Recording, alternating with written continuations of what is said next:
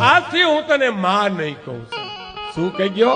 આજથી હું તને માં નહીં કહું એટલું કહી અને ભરત નીકળી ગયા.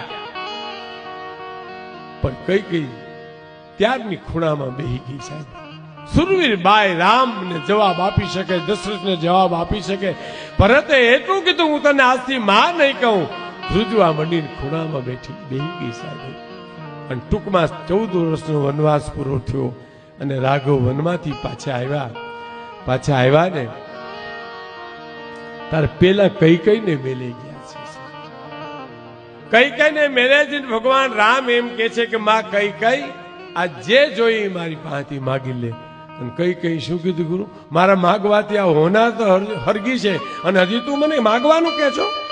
બ્રહ્માંડ ફાટી જાય રાઘવ, હું માગવાનું પરિયાણ કરીશ તો ધરતી ના દિગ્પાલોના હાથમાંથી છેડા છૂટી જાય. નહીં, બ્રહ્માંડ ભલે ફાટી જાય રામ કે, પણ મારી માં કઈ મારી પાસે કંઈક તું માગી લે, કંઈક માગી લે.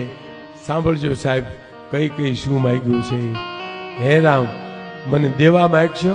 કે હા માં, તું જે માગ દેવા તૈયાર છું. મારા પ્રાણ દઈ દઉં તું કહેતો. ના, પ્રાણ નથી જોતા, પણ ભરતને કે આવીને મને માં કહે. બસ આ શબ્દ સાહેબ ચારણોને પ્રિય છે. માં. ભરતને કે મને આવીને માં કહે. અને રામે જઈને કીધું, ભરત કઈ માને માં કયો. અને ભરતે એમ કીધું, માં તા તો 32 કોઠે ટાઢી થઈ ગઈ. સાહેબ, ઈ માં છે.